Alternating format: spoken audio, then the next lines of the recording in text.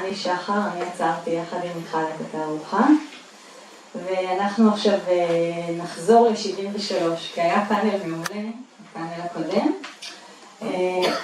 אבל הוא היה הרבה מאוד עסק במה שקורה לנו עכשיו, ואנחנו, אני חושבת, נחזיר את הגלגל לאחור, 50 שנה. אני מיד אציג את המשתתפות בפאנל, אבל אני רוצה בנימה אישית לספר מה היה החלק שלי במסע הזה לקראת התערוכה. אז בעצם המסע, אני קוראת לזה מסע, כי זה באמת היה איזשהו מסע די ארוך של מיכל ושלי. לקראת התערוכה התחיל הרבה מאוד חששות מצידי, האם לגעת בנושא שהוא מבחינתי אולי הדבר שמגדיר אותי, או לפחות נתח מאוד משמעותי בזהות שלי, שהרבה מאוד שנים, בעצם רוב חיי הוא גר לידי, אבל לא נתתי לו מקום של כבוד, בטח לא בתוך העבודה שלי, בתוך המחקר שלי, בתוך האוצרות. ואני אגיד רק למי שלא יודע שאני נולדתי חודש אחרי המלחמה, נולדתי בנובמבר 73, וזה חודש אחרי שאבא שלי נהרג במלחמה. ממש בנופים של גלעד, הנופים שגלעד ורועי צילמו בסדרה הנפלאה שלהם שמוצגת למטה. אבא שלי נהרג בגולן ביום השני של המלחמה, ולא זכיתי להכיר אותו. למעשה נולדתי לתוך האין אבא, ובבית שבו גדלתי, אבא שלי היה נוכח נפקד, כי די מהר אמא שלי נישאה בשנית, וזכיתי לאב חדש. בגיל 3 כבר היה לי אבא, ומהר מאוד נולדו לי אחים. ואותו אבא, האבא ההוא שלי, נשאר איפשהו באיזה פינה רחוקה. הגישה אליו מבחינתי הייתה די מסובכת ופתלתלה. אמא שלי מסיבותיה שלה לא הנכיחה את אבא שלי בתוך המשפחה והבית שלנו. אפילו תמונה שלו לא הייתה בבית שבו גדלתי. ואת מה שאני יודעת עליו אני אספתי במהלך השנים, גם מסיפורים שאמא שלי כן סיפרה, כי בכל אופן דור שני, אבל קצת היא בכל זאת סיפרה ומספרת כשאני שואלת, וגם מסיפורים רבים ששמעתי מסבתא, דודה, חברים קרובים, סיפורים יד שנייה שבעצם מרכיבים עבורי, וכנראה תמיד ימשיכו להרכיב איזושהי תמונה חסרה של מי היה אבא שלי.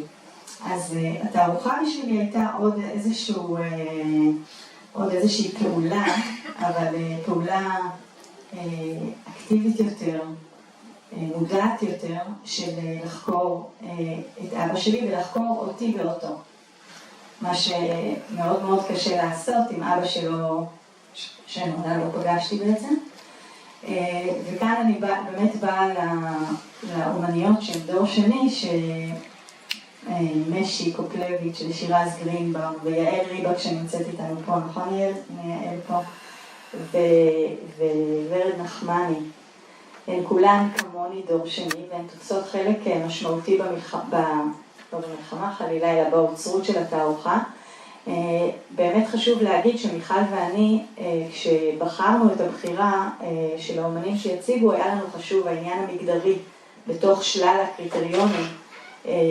היה לנו גם חשוב שהמלחמה לא תהיה מיוצגת רק על ידי מי שהיו שם, כן, מה שמאוד מאוד מקובל, אלא שהמלחמה תהיה מיוצגת גם על ידי נשים שנשארו בעורף, נשים שהיו באיזשהו אופן לקחו חלק במלחמה, כמו עידית לבבי גבאי שטיפלה בפצועים, שזה גם סוג של שדה קרב, וגם שתהיה נוכחות לדור השני, לבנות של.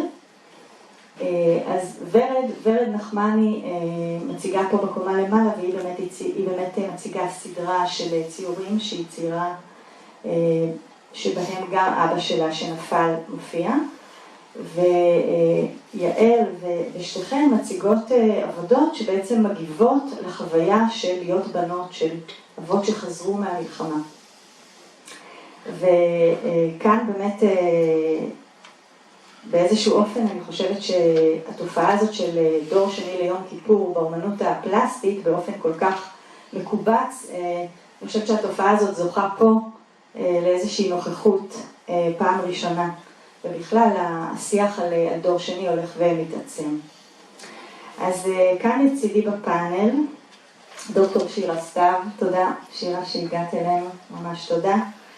שירה היא משוררת, מתרגמת ומרצה בכירה באוניברסיטת בן גוריון. היא כתבה את הספר אבא אני כובשת, אבות ובנות בשירה העברית החדשה, ואת שובו של האב הנעדר, קריאה חדשה בשרשרת סיפורים מן התלמוד הבבלי, יחד עם פרופסור חיים וייס. זה רק על קצה המזלג, מה ששירה עושה. משי קופלביץ', אומנית בוגרת בצלאל, מציגה בתערוכה את הסרט 73, מיד אנחנו נצפה בו. והיא גם מציגה בימים אלה חלק מיומן גרפי שהיא מפרסמת ברשתות החברתיות, שקשור בחוויות שלה כמפונה, נקרא מילי מפונה. מוצג עכשיו בתערוכה בגלריה באורנים. שירז גרינבאום, צלמת, מציגה בתערוכה עבודות מן הפרויקט שהוצג בתערוכת יחיד האינדקס הבלתי אפשרי, שותפה במגזין מעלעלת, ספרים שהם אומנות, חברת קולקטיב Active Skills, מייסדת הפורום להאיר את הבית, דור שני לפוסט-טראומה צבאית. אז תודה לכם מראש כבר על השיחה בינינו, ועכשיו אנחנו נתחיל את הפאנל בסרט של שיחה.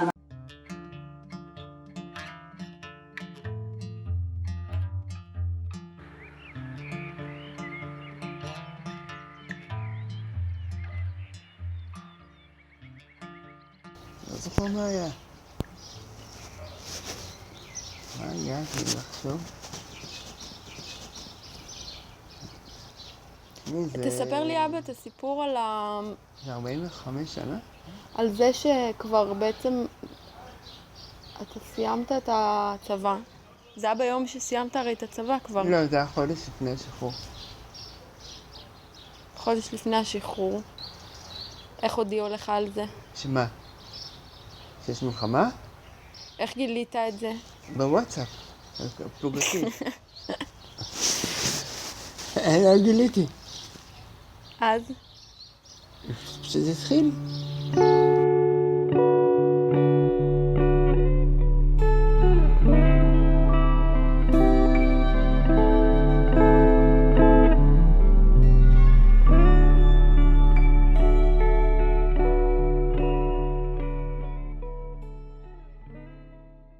נורא מעניין אותי העניין הזה, משי.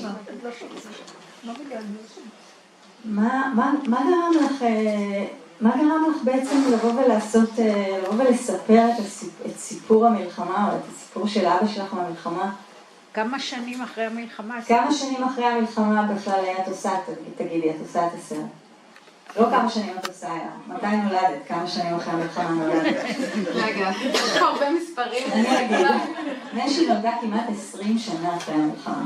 כמעט 20 שנה ועדיין היא בוחרת להסתכל על המלחמה הזאת ובעצם לספר את סיפור המלחמה, נכון? קולו הוא קולו של אביה, הלוחם, אבל בעצם הסיפור הוא הסיפור שלך. כן. ספרי לנו על זה.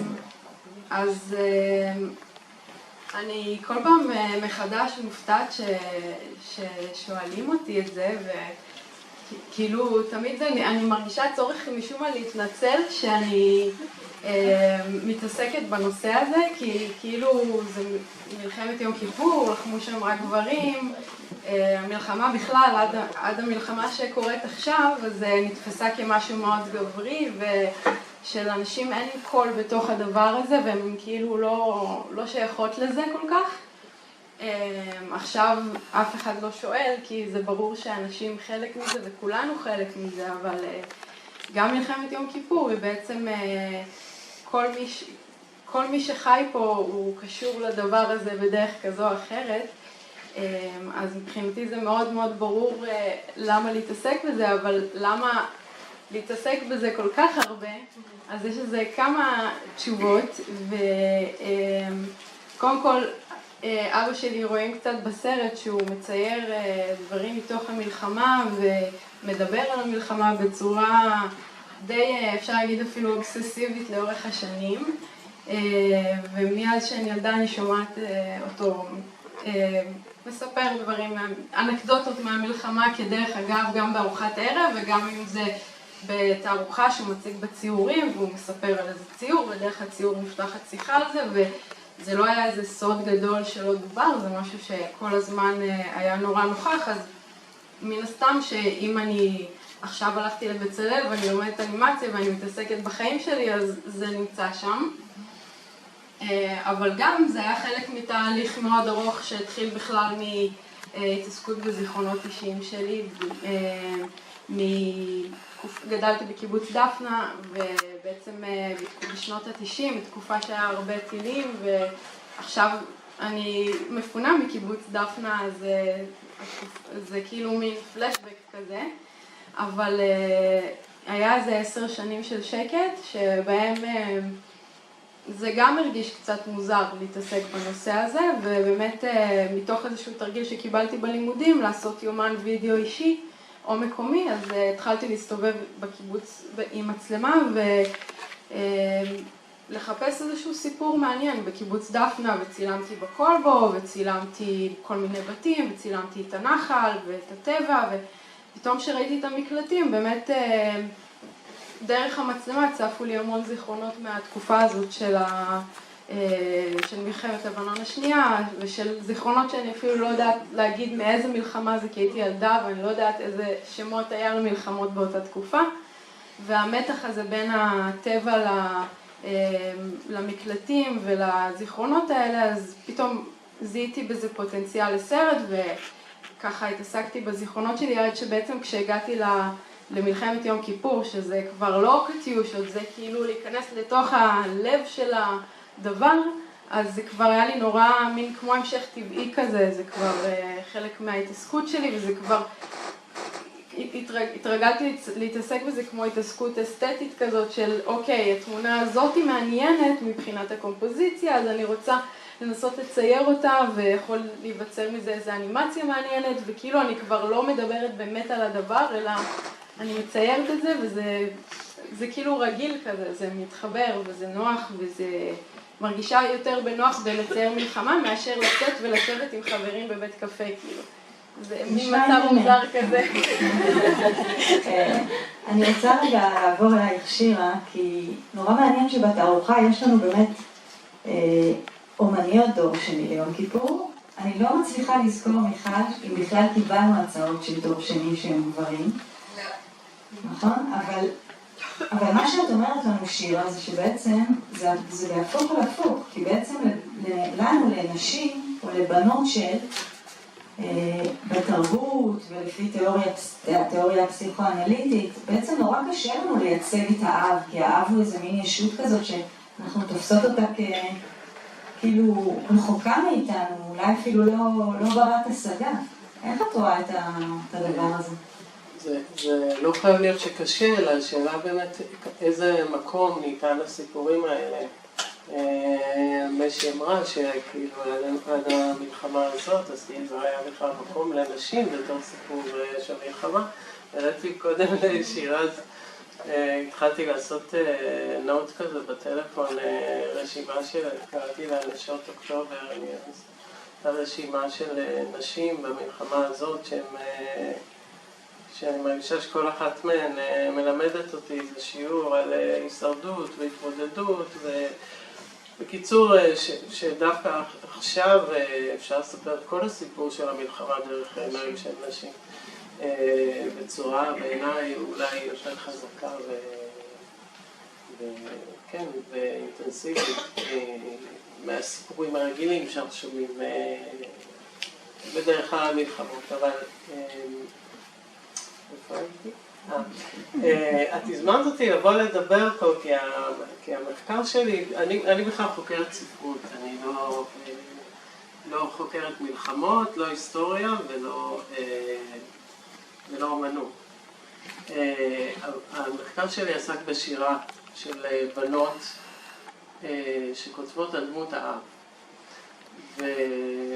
ודרך עסקתי במשוררות שבטח שמעתם עליהן, דיה רביקוביץ' ויונה וולך ותרצה טל. ומתוך המחשבה על הקשר של אב ובת, הגעתי למסקנה קודם כל שזה קשר בעייתי.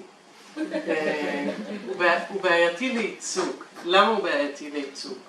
כי הסיפור של התרבות, כמו שנהוג לפרש תרבות, התרבות באופן שבו אנחנו מבינים תרבות, האופן שבו היא נמסרת ומועברת, הוא תמיד סיפור של אבות ובנים. זאת אומרת, איך תרבות, זה תמיד סיפור על אב שמעביר משהו לבן, והבן צומח והופך להיות אב בעצמו ומעביר את זה הלאה. מספיק אם נחשוב על תיאורי השלושות במקרא, למשל, שאנחנו יכולים לתופעה את הבנות.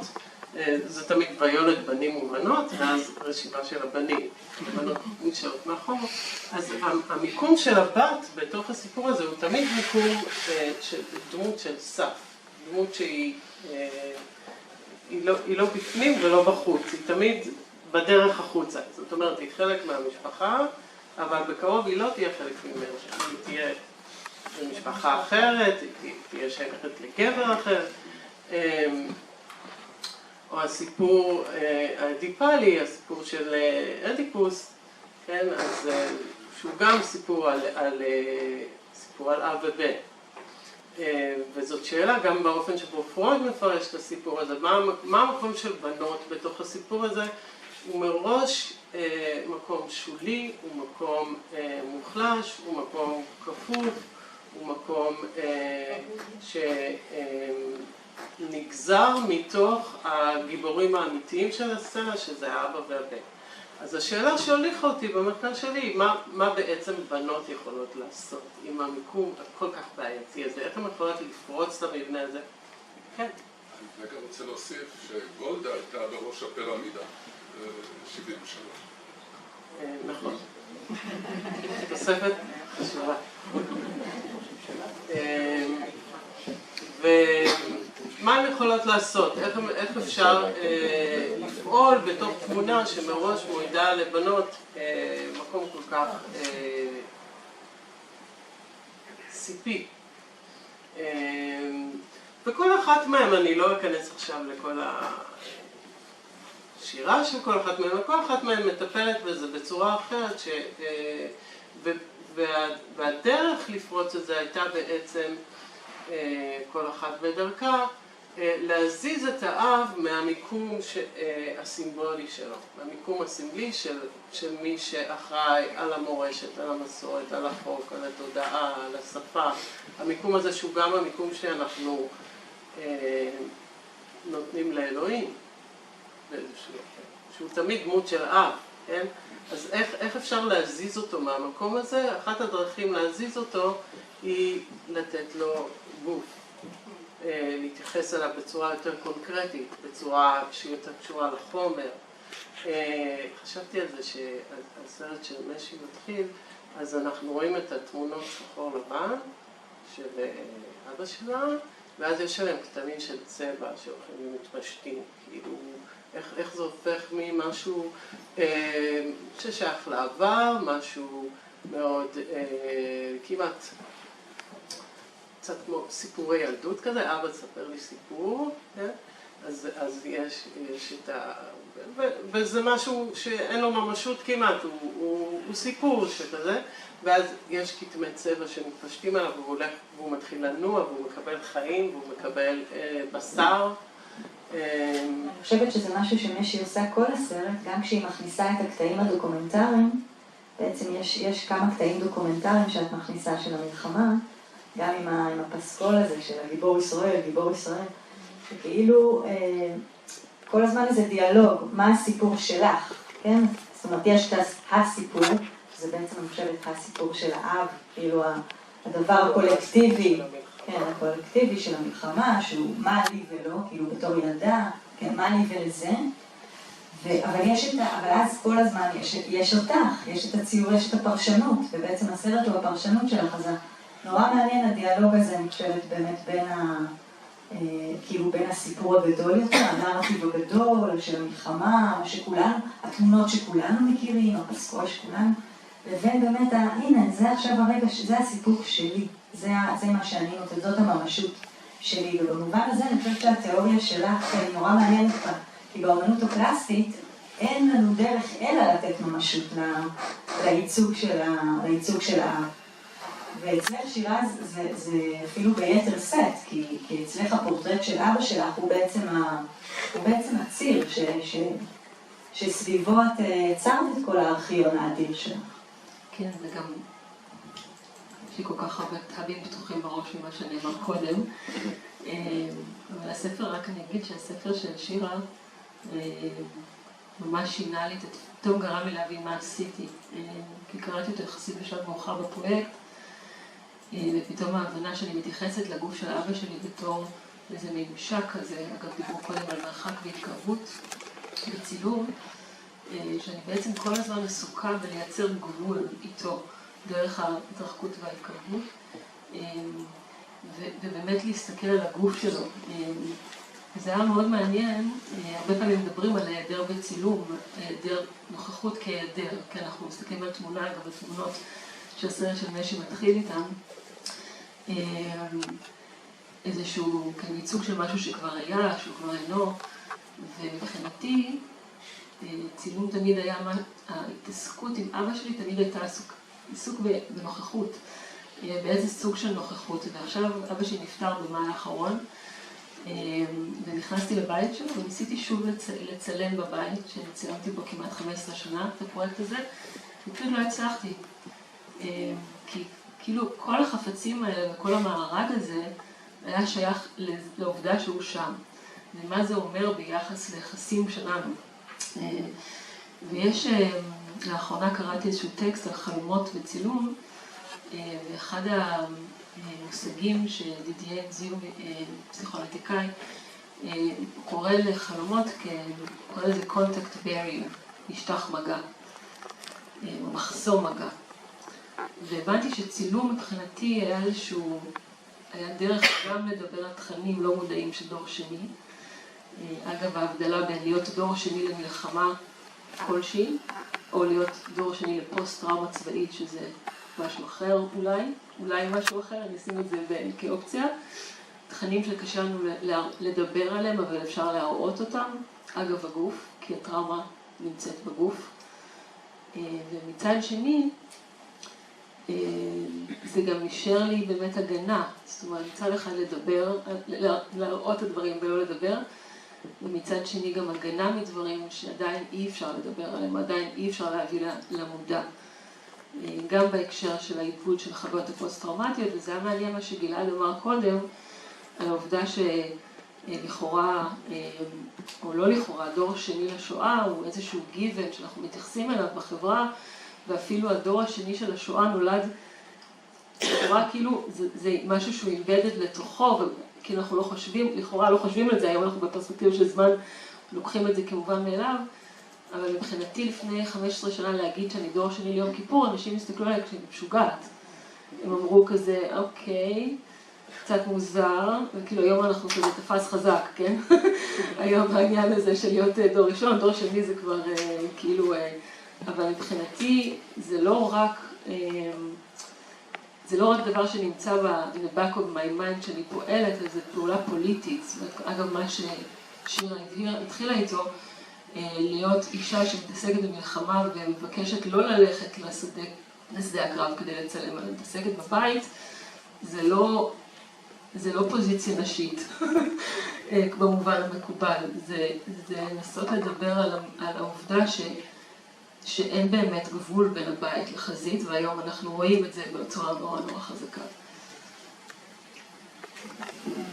לשאול שירה, אולי במצב שבו דמות האב, שבו האב בעצם הוא לא האב הזה הרחוק, הסימבולי, המופשט, המייצג כמו שאמרת, את השפה, את התרבות, אולי כשהאב פושט מעצמו את הפוזיציה הזאת, ובאמת בעצם חוזר מהמלחמה פגוע, או חוזר כבר עם ביקורת על כל על כל המקום הרחוק והנערץ הזה. אולי אז יותר קל לבנות היוצרות להתקרב לדמות שלו וליצור איתה ואותה. אני חושבת שזה, לא שזה יותר קל, אלא אני חושבת על הדבר המדהים שאמרת קודם, כדרך אגב, שאין פה עבודות של בנים שמגדירים את עצמם כדור שני למלחמת יום כיפור, ובאמת דבר שבדקה האחרונה הייתי מאוד עסוקה בו. אני חושבת שזה ממש לא במקרה, אם כי אולי את הארוחה הזאת זה רק, אולי יש, אני לא יודעת. יש?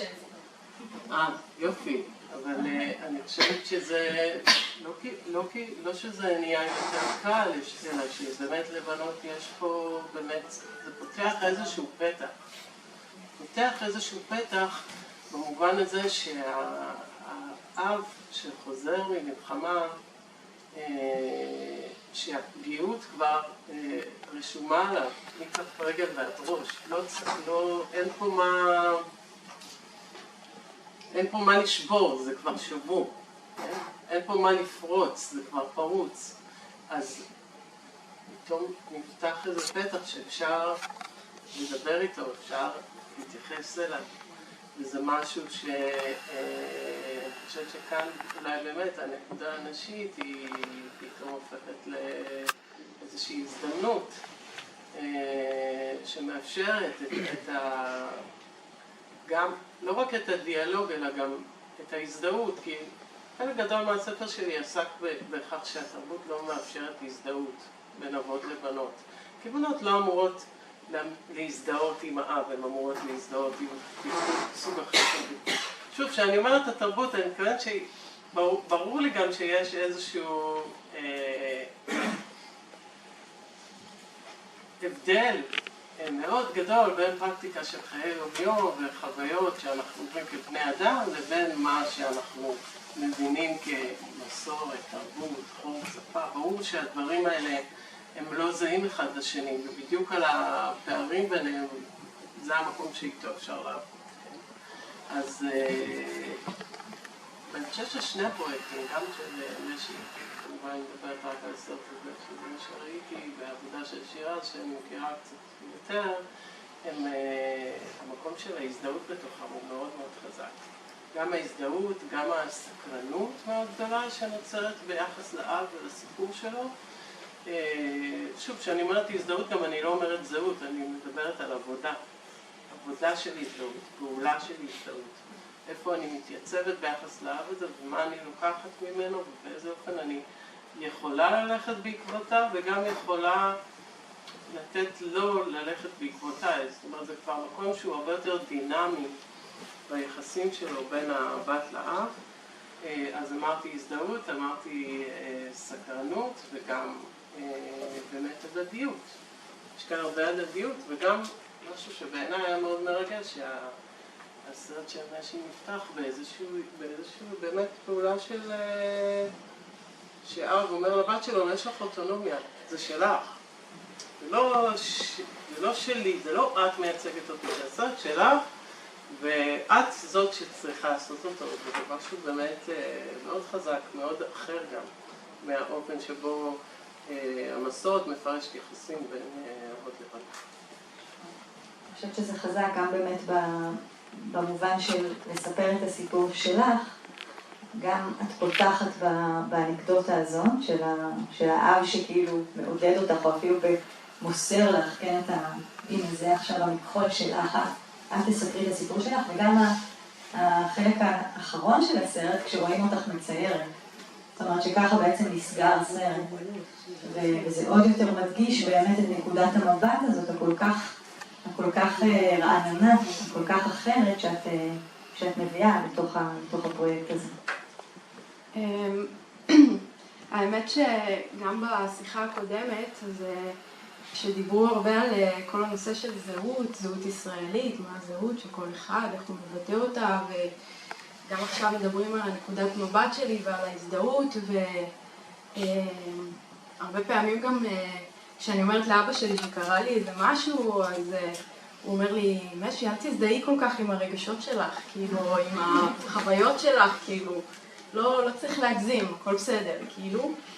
ואני חושבת שמבחינתי, כאילו, הציור זה איזושהי חוויה של שחרור של הזהות, כאילו, של ההזדהות. זה כבר לא אני, וזה לא אבא שלי, ובגלל זה גם אין משמעות כאילו החוויה שלו והסיפור שלו הוא בצד והוא זניח לעומת היצירה שהיא כרגע נמצאת פה והיא קורית והיא משתנה תוך כדי, וזה כבר לא, אין פה איזה מסר פוליטי שאני מנסה להעביר או זהות מאוד מסוימת, זה פשוט לשחרר את כל הדברים האלה.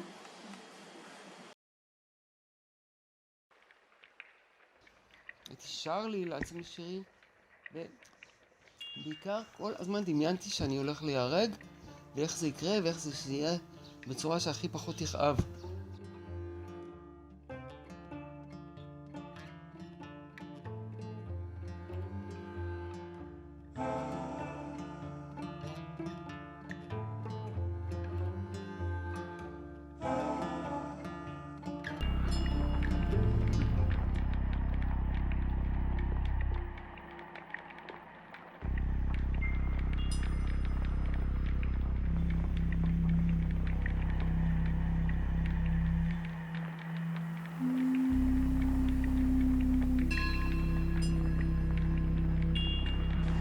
זה מקסים, את אומרת את זה, אני כבר הייתי נוכחת בכמה פעמים שבכמה שיחות עם משי, ומשי תמיד אומרת נכון, יש לך, זה חשוב לך נורא להגיד את העניין הזה, שכאילו אין לך מסר פוליטי, ובעצם את עושה את היצירה שלך, וזאת היצירה שלך, ואת משחררת והכל, אבל עדיין מהצד, כלומר כשאני מסתכלת על היצירה שלך מהצד, אז אני רואה בה כל הדברים האלה שאת עושה אותם נורא בטבעיות וכאילו בלי איזה מסר ובלי איזושהי אג'נדה, אבל הם מאוד נוכחים בסופו של דבר ביצירה שלך, שזה באמת הקול שלך. אני משתמשת שוב במושג הזה של הקול שלך, נקודת המבט שלך, והיצירה הייחודית שלך והאותנטית, שהיא באמת מאוד אחרת מכל הסתכלות על מלחמה או דברים שלפחות אני מכירה על המלחמה. אז אני חושבת ששירה זאת רוצה עוד להגיד ככה עוד איזה משהו שיושב לך או שנפתח לשאלות? יושב לך. כן, אני אנסה. טוב, גם לא ראינו. לא רואים, ראינו תוך כדי.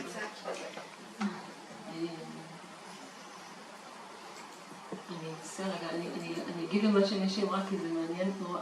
אותי תפס בסרט בפעם אחת שאני רואה אותו סוף סוף. אחרי הרבה תקשורת. תפס אותי נורא העובדה שהאופוזיציות בתוך הסרט הן לא בינאריות, שזה משהו זאת אומרת, האויב והחייל והכל כן, נהיה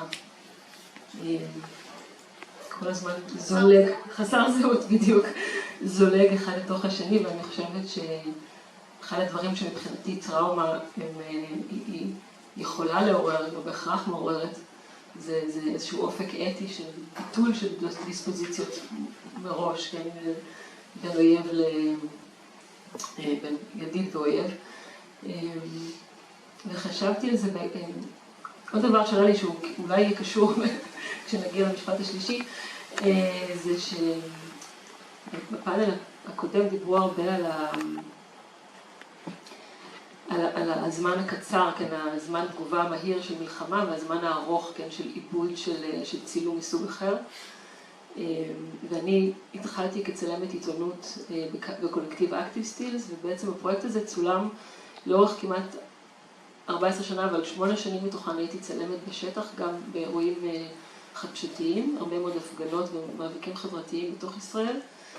ובאיזשהו שלב הבנתי שאני בעצם בשני הפרויקטים האלה, אני לא רק קוראת לאנשים לפעולה, במקרה, נגיד, אם זה העבודה שלי עם דור שני ליום כיפור, למלחמה בעצם, במסגרת הפורום של ערת הבית, אני לא רק מנסה לייצר שינוי חברתי, כי זה ממש הגיע בשלב יחסית מאוחר של הפרויקט, ואני גם לא רק מנסה לקרוא לאיזשהו שינוי בחברה, או לקרוא לאנשים לפעולה, אלא שבעצם הצילום הוא בשביל איזשהו סוג של עבודת אבל בשני ערוצים, כאילו עבודת אבל על מה שלא יתאפשר בבית שלי ועבודת אבל על מה שלא מתאפשר במקום הזה. וזה קשור איכשהו לדיספוזיציות האלה שלא אפשר להיות בצילום, כי בצילום אנחנו מקבעים את הדמות כמעט תמיד, אבל באנימציה ובצבע יש איזו זליגה כזאת שהיא פשוט מייצרת איזו תנועה אחרת בדמיון. יש לנו קצת זמן ממש לשאלות, אז אם יש מישהי או מישהו שאלה. כן. כאילו זה בחירה מודעת, זה מה שנהיה, זה בעקבות, כי שראיתי עוד עבודה שלך, זה השפה, זה לא כי עשית עכשיו עבודה, אבל כן. מעניין. בדרך כלל יש תסמונת הילדים של הרבה פעמים, אז או שהולכים למקום אחר, או שדווקא ממשיכים את הקו, זה מעניין. כן, קשה לי להגיד על עצמי מבחוץ, אבל אני יכולה להגיד שהרבה שנים הייתי בהתנגדות, בוא נגיד, לצד היצירתי-אומנותי שבי, ומתוך זה שגדלתי לשני הורים אמנים בוגרי בצלאל, אז התגררו אותי מילדות לכל מיני פתיחות של תערוכות, ומאוד לא רציתי להיות בתוך העולם הזה. אז גם כשהייתי בתיכון, אז היה צריך לבחור מגמה, אז כאילו יש מגמת אומנות, מגמת זה, בחרתי מגמת מדעי המחשב,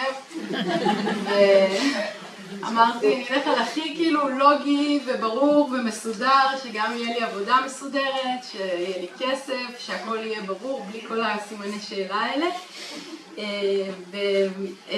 וככה, עם השנים, אז הגעתי לכל מיני דברים שקשורים במחשבים, גם בצבא, גם אחרי הצבא, וראיתי שאני מאוד, התחילו לי תסמינים גופניים שגרמו לי להבין שזה לא המקום שלי בכלל.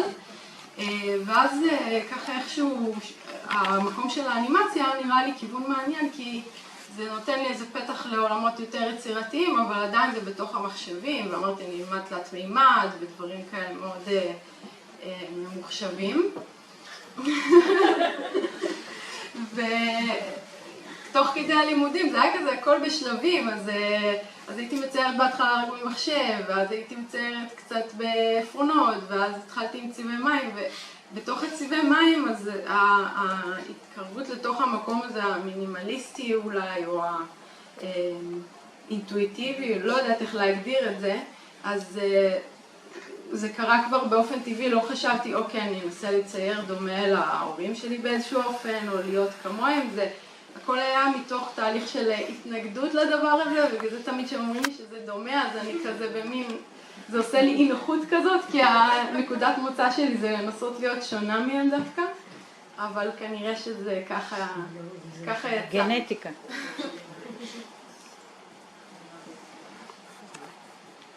אתם מאוד שקטים. עוד שאלה יש למישהו? כן. כן. אני רוצה לשתף מנקודת מבט של הדור הקודם. אני מהדור של יום כיפור, ואני אחות של כולם מאותה מלחמה. ורק היום חשבתי כמה הילדים שלי והאחיינים שלי הם באמת דור שני, למרות שהייתי מודעת אולי לא להנחיל להם את החרדות ואת הפחדים ואת העצב, ואם אני מסתכלת, האחיינים שלי אמרו, נהיה כמו הדוד שלא הכירו אף פעם חופש קרבי בגולני. אפשרות להציע מרחב של שפה, להציע שפה. אולי ריפוי. שאני חושבת שמעצם המרחב, עצם העובדה שיש כאן את המרחב הזה, שיש אנשים שיודעים איך להשתמש בו ואיך לצרוך אותו, זה איזשהו סוג של התמודדות, זה סוג של עיבוד של הדבר שהוא יכול להביא משמעות לחיינו. זה אני חושבת המעט ששדה התרבות יכול להציע לנו, שנדע להמשיך לעשות, להמשיך לדבר. אני חושבת שההיעדר זה בדיוק האבהות. האבהות היא דבר שנהדר. היא גם, החל מרמת ההיריון, שיש תמונה מוחשית שהוא תמונה מוחשית של אימהות, שהאב הוא רק היסק, זה כבר ההפשטה, זה שצריך לעשות את הפעולה הזאת שחושבת, רגע, מי האבא פה? אז זה כבר נהדר, הוא מלכתחילה נהדר. וזה, זאת אומרת, כנ"ל לגבי אלוהים, אלוהים תמיד נהדר. זאת אומרת, האב הוא תמיד נהדר. זה מה שנותן לו גם את הכוח. ואני חושבת שבעבודה של שירז, יש כל הזמן, דיברת קודם על הנוכחות, כן? כל הזמן יש את המשחק הזה של ההיעדר והנוכחות של האבא עם הגב, והאבא עם הפנים אליי, כן? כל הזמן ההתחלפות הזאת, הוא פה, הוא לא פה, אני איתו, אני לא איתו, הוא הולך אחריי, אני הולכת אחריו.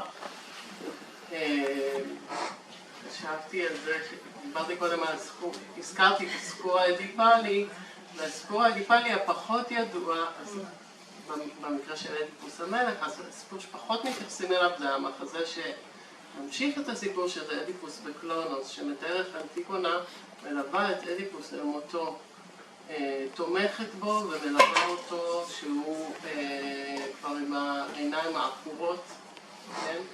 והיא לוקחת אותו מתוך כבוד של בת לאב, כן? במין עמדה כזאת של כפיפות ונכנעות, אבל בעצם הוא לגמרי תלוי בה, היא הרגל השלישית שלו. למה אני אומרת הרגל השלישית? בגלל חיטת הספינקס, אבל לא ניכנס לזה. אני חושבת ששירז מתייצבת בעבודה שלה קצת גם במקום הזה, של בת לאב, בת שמחפשת באמת למלא את ההיעדר הזה, ומתוך הסיפור שלה אז אני מבינה גם שהוא היה נהדר באופן ממשי, מחייה עד גיל בוגר, ובלי ספק, סליחה על הפסיכולוגיה בגרוש, אבל בלי ספק, מתוך השבר של חייו, בעקבות המלחמה, השתמש גם בהיעדרות הזאת כפן אחר של כוח, אבהי. כאילו, אני לא יכול להיות אב, אז אני אהיה רחוק. זה כבר נותן איזשהו כוח, איזושהי יכולת שליטה. ואז איך לקחת את הנתונים האלה ולהפוך אותם באמת לסוג של גישוש, דיאלוג, התקרבות, תנועה, דינמיות, קשר, כן? שזה לא שחור ולבן, אלא יש פה באמת משהו שהוא נע, והוא חי. חי מערכתי בדיוק. אני יודעת אם אפשר לצאת את גבולות הארץ. מה שבטוח, אי אפשר לצאת בלי להיפצע ולהגליד רק בנס. ולכן משימת הצלמת שלי ליישב בין האור והחושך, להצביע על השבור שלהם שחומק מהצבעה, לנופף בדגל הלבן מהקצה של המזח, להודות לים ולחזור ליבשה.